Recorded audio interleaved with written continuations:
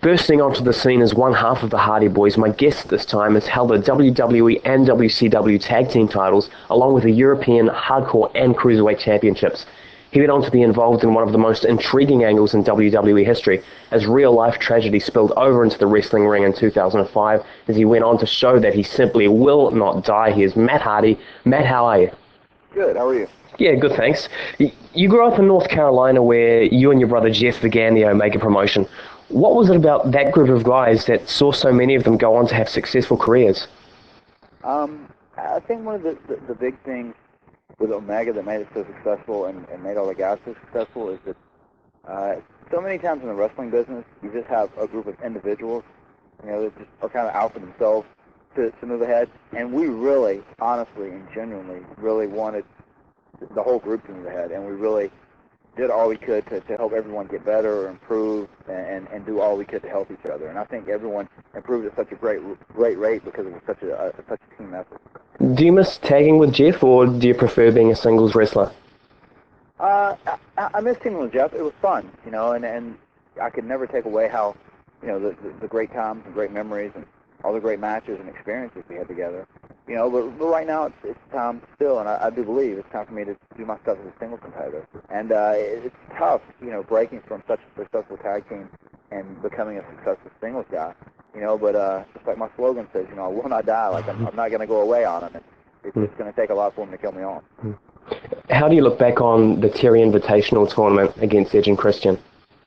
It was just a huge turning point for us. I mean, I've said this before, but it's really the point where Jeff and I went from being WWE wrestlers to WWE superstars, because that really put us on the map and helped move us up another level and like really, made people, sit back and say, wow, these guys are something special. That standing ovation you all received on the Raw after the No Mercy ladder match must have been an incredible feeling, and I guess it would have been a vindication for you guys from the fans?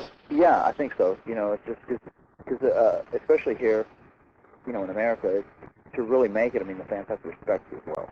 And it was really an ultimate show of respect. Not only getting a standing ovation the night of that match, but then the following night on Raw, just walking out there getting a standing ovation. And it was just extremely exhilarating. I remember it was one of the most touching moments of my career. I remember it just sent chills up and down my spine. The two of you were involved in perhaps the most memorable TLC match of them all at WrestleMania 17. What are your memories of that night? Honestly, my memories of that night, I remember there was a lot of pressure on us just to try and top, the things we'd done before, which continually got harder and harder. And I remember it was also tricky just because we had, 3 extra people in that match as well, because we had, Spike Dudley, we had Lita, and we had Rhino involved in there as well. So there was just a lot of stuff going on, and it seems like if my memory serves me correct, that we didn't have as much time for the match as we would have liked to have had, so there was a lot of pressure on us to go out there and perform and try and live up to our expectations, and I think we definitely made the most of it. As his brother, were you ever concerned that some of Jeff's bumps were going too far? Sometimes, but when Jeff was in the zone as far as taking crazy bumps, there was no stopping him. Because he just, when he was in that zone, when he was working for the WWE as far as taking crazy bumps, he just really believed, he was indestructible. So. Do you think Jeff is done with professional wrestling? I don't think he's entirely done with it. I think Jeff is just at a point where in his life he just really enjoys being at home and being with his girlfriend and being with his pets and just living the slow life, because he was just so burnt out and overwhelmed by the WWE schedule. But down the road, I think as he grows older and still continues to mature, I definitely think he could kind of take his life into a different direction and still try and wrestle on a different level again. How did the V1 gimmick come about? It was just an idea that I'd kind of spawned just from, getting ready to become a singles on my own. And I was going, well, a version 1 of any program is like the original program. So I was going, now if you see Matt Hardy as a singles wrestler, you're not seeing, just a portion of Matt Hardy from the Hardy Boys tag team, a portion of Matt, a portion of Jeff. Now you're seeing Matt Hardy, the version 1, the total complete package. And then also had the pretty cool hand sign to go along with it, with the V and the 1, so it all fit together pretty well. Let's say Matt Hardy was the chairman of the WWE for 1 year. What changes to the company or the product would be high on your priority list? Pretty good question. Some things that, I would like to see is once again, the tag division be given a little more attention paid to. I would like to make sure too that guys definitely are promoted and pushed on their overall ability, not just because of just a size issue. And the cruiserweight, actually now that Gregory Helms came over SmackDown, is being a little more attention. I think the cruiserweight division is something that is could continually be a big draw for the WWE. Definitely use it a lot. Those would be the main things. Those are the first things that stick out in my mind. You had some memorable matches with AJ Styles and Christopher Daniels in 2005. Are there any others you'd like to have worked with during your stint in the indie circuit? I don't know. Those are two of the guys that really stand out. So I'm trying to think who. I had a match that was actually booked with Abyss that I wasn't able to fulfill because I'd already started back on the WWE schedule. I think he's real talented. Obviously, your personal life has played a large part in your development in recent months. How comfortable are you with real life being used in professional wrestling angles? Well, I'll say mine was pretty interesting. It was tough to deal with personally. From a professional aspect, it made for a pretty intense story. And pretty good stuff. And there's no denying the matches that Edge and I would have whenever we'd step into the ring together.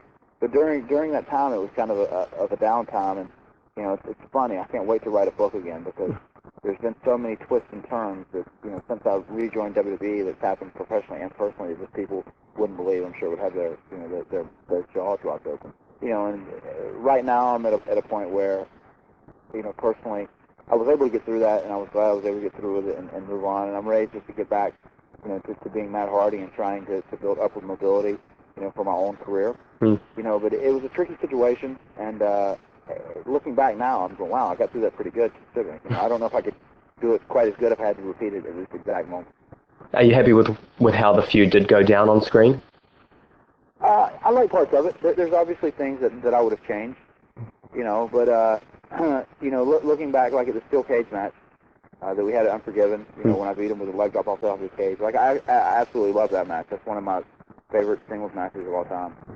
And the street fight we had was a favorite of mine as well. I thought that was a really good match. I mean, and I knew it was going to be tricky for me coming back because Edge is one of the golden children of the WWE now. So I knew I was in a tricky spot.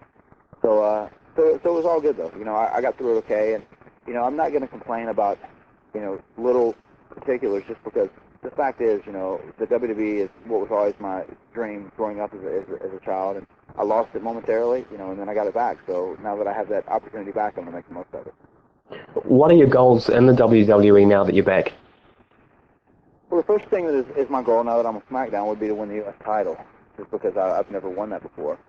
And, I think the goal of anyone who's a serious competitor who gets in the wrestling business and then makes it to the WWE, I think their ultimate goal should be to be the WWE champion or the World Heavyweight champion, and that would be my ultimate goal, to win the U.S. title and then eventually move on and one day win the WWE title or the World Heavyweight championship. Are you enjoying being back on SmackDown? Yeah, I am right now. I'm just getting back into a groove, and I really feel more than any other year, 2006 is going to be the year for Matt Hardy. Would it have been even possible for you to stay on Raw with Edge and Lita still over there, or that wouldn't have been an option? I guess anything's possible. It just all depends. As far as dealing with Lita, I have no problem with her. She, as everyone knows, they have a lot of past together or whatever. She is still kind of in an unhealthy place. Edge, I'm not a fan of at all. Professionally, I think he's good, but personally, I have nothing but disdain for him. And I could have stayed there because I could go about my business and just do whatever I have to do, and be a professional. And I'm sure he could have as well. But just the choice was made for me to go to SmackDown, for him to stay on Raw. So like I said, once again, I'm not going to argue about particulars. You give me an opportunity to do on SmackDown, I'm going to make the most of it. What do you do off the road to unwind? Actually, I've been doing a lot of interior decorating in my house. I got all my furniture and all the things that I need together, but I was looking around at my walls and they're pretty bare. I've been in my place for over 3 years now, but I was like, man, I need to dress this place up some. So I've actually been doing that. That's been my pastime for the last couple months. I've really enjoyed it. And then also when I come home, man, I got this nice hot tub with a DVD player in it. I just love to sit in my hot tub, watch a DVD, relax, and drink a beer. I enjoy that a lot as well. What do you think fans would be most surprised to learn about you? To learn about me? Yeah. That I'm probably a lot more like them than they all think. When you do eventually hang up your wrestling boots, what then for Matt Hardy? You know, not exactly sure. I'm sure that I would love to be involved in the wrestling business in some way, shape, or form altogether. You know, doing something. You know, if it's being a trainer or trying to book or help out behind the scenes, whatever it may be. I'd definitely love to be involved. And another thing I think I'd like to do, which whenever I was off from my knee surgery, I was doing the Hardy Show project, over at thehardyshow.com, and that was a lot of fun. Where it was more or less, kind of cameras following me and Jeff, and kind of following our life and what we do, and some of the crazy things that we do day in and day out during our life, and that was a lot of fun. Even some sort of project like that, just whenever I retire, I just want to have fun. I want to do things that are just absolutely fun to me and nothing that seems like a job. What's the best piece of advice you've received while you've been in the industry? I don't know necessarily about the best piece of advice, but the best, probably what I've learned, I'll say this is maybe advice I've given myself. The thing I think I've learned that's helped me more than anything else is just to be patient and be persistent. Like things aren't going to change overnight, and even if you have a great period for a couple months, things are going to slow down again, and you got to remember that. Or if you have, kind of a bad period for a couple months, things are going to get better again. You got to remember that. You just got to be patient. You got to be persistent, and just have a never say die mentality. It's like my slogan says, man. I will not die. That's definitely the epitome of me. Do you find that the international live crowds are different from the US ones? Yes, they're a lot better. The U.S. fans are definitely spoiled, just because they get so much WWE, they get so much Raw, they get so much SmackDown. It's so great to perform overseas, just because the fans are so enthusiastic and just so genuinely excited to be there and be at a WWE show. And I'm thoroughly excited to be coming down to New Zealand. It's my first trip there, and I'm sure the fans are just going to be off the charts.